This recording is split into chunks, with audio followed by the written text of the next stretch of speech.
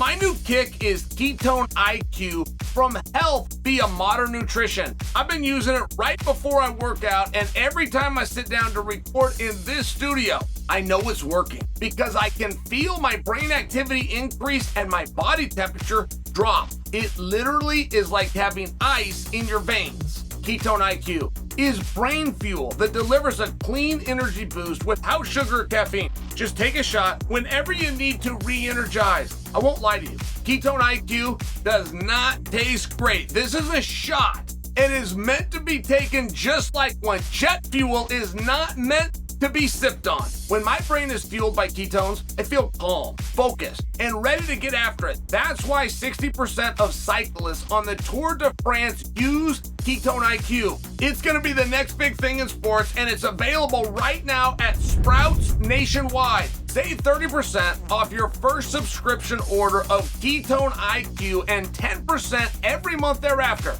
at hbmn.com/Chael. Just visit hbmn.com/Chael and subscribe upon checkout or click on the link below. Belal Muhammad, why do I have a feeling he's about to save the day? Belal Muhammad. So guys, of course, what I'm talking about is Kelvin Gastelum going to drop down to 170 pounds and take on Rakhmonov. Done.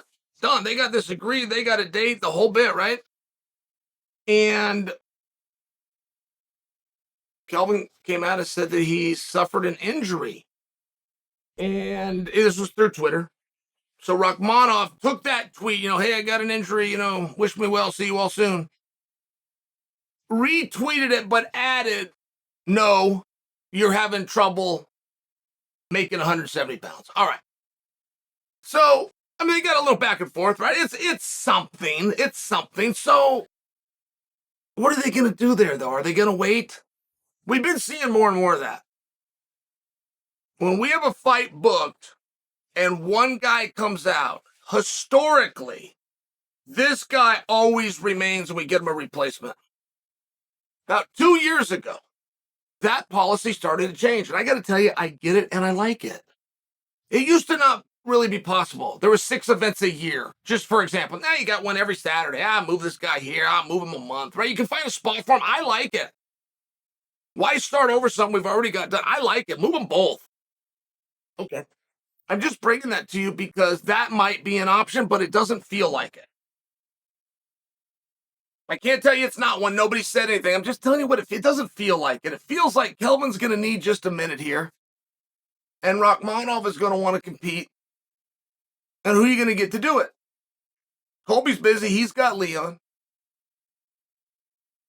If Gilbert Burns gets the call, Gilbert Burns will go and do it. I don't like that Gilbert's only reward for doing stuff that nobody else has the balls to do is he gets asked to do stuff continually that nobody else will do. I donated money one time, guys. I got to tell you, I donated money.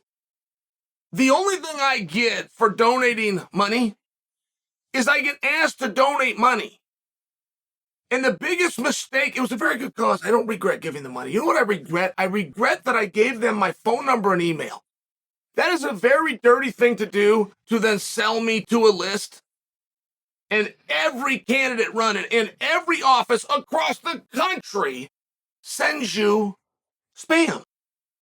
And they all end the same way. If you don't like this, if you want to stop getting this, reply stop. So you reply stop. Well, they've sold the list to 20 other people. I don't get 50 of those a week in total, but it's close. And I've never even been thanked. Truly. When I say I didn't get a t-shirt, I didn't get invited to a party, I didn't get anything. The only thing I got for giving money is I get asked for more money. It's quite annoying. And I bring in that example because all Gilbert gets for always having the courage is asked to do things that take an immense amount of courage. And I don't like that. The other side of it, because Gilbert just lost, he could straighten everything right back out. And I know that guy, and so do you. He's looking for a risk just like this. But who is next after Colby and Leon settle their business? Who is next? And I know at one point we were told Belal. That Belal's match with Gilbert, as a matter of fact, would solidify that and they could wait. And everybody agreed to that. until we kept kicking the can. And poor Colby's ready to fight. I believe Leon's holding it up. That isn't totally fair of me. That's me defending Colby and having limited information. But it seems like that. I mean, I did read interviews where it was Leon saying, I'm not going to do it. Okay, maybe I'll do it. Then they talked about, maybe October or November. But a lot of people over the fights this week and a lot of the insiders were saying, they got to do it in December. So they got this December card that was held for McGregor and he can't make it. They need a title fight. Let's do that one. Now, that's not wonderful reasoning. I mean, it's also important, right? It's really important in Abu Dhabi that we either take Leon and Colby or we take a backup fighter, because Charles told us 3 times I ain't going to do it. And if he says I am going to do it, he's got a history of missing weight and you can't do it anyway, at least not for the belt. I mean, I'm just sharing for you, like, it is really important. That would make a level of sense. You've then got Jon Jones, who's the greatest fighter in the world to ever fight in front of thousands upon thousands of empty seats. And you're going to the main, right? I mean, like, there's a reason you might want to spruce those cards. But what I'm bringing for you is the fact that we don't know, and it might even be pushed to December, which means it might even be pushed until next year. At some point, Belal Muhammad's going to want to get a paycheck. And when you talk about things are being forgot, you know what a supporter I am of Muhammad. Come on. You guys know I just think this guy's fantastic. I never miss an opportunity to put him over. I pay attention to everything he does because it's always right. And I got a pretty good memory. I'm not positive they named him the #1 contender. I think they did.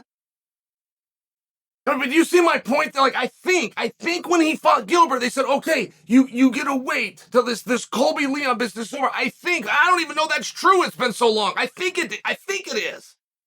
I don't even know. So at some point, that curse really does kick in, where it's been too long. All bets are off. Whatever deals we made, they're off.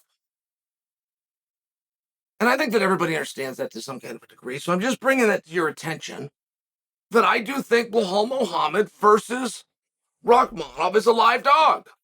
I really do. I think Gilbert Burns is a live dog. The problem is, if Rakhmonov has Gilbert Burns, and Rakhmonov goes out and does something spectacular, he could take Belal's spot away. I'm sure he could. That's just the way this business works. So let's see. I'd love to hear from you guys who you think's going to do it, who you think's going to step in. Kamaru Usman was chasing Chimaev. Many people said Chimaev and Rakhmonov are the same guy. Well, they're pretty close skill-wise. I kind of do understand that. The difference is with notoriety. And to ask Kamaru Usman, if he wasn't the best to ever do it, he was the second best in that weight class. To ask him to fight a guy that isn't as well known, I don't think is right. I think he's earned something different. So I'm going to take him off the board. And I'm just asking. I'm just looking around and I'm asking. Kevin Holland's gone. We know he would do it, but he's gone. Who are you going to get? If Rakhmonov's going to fight, we're not going to wait. Right?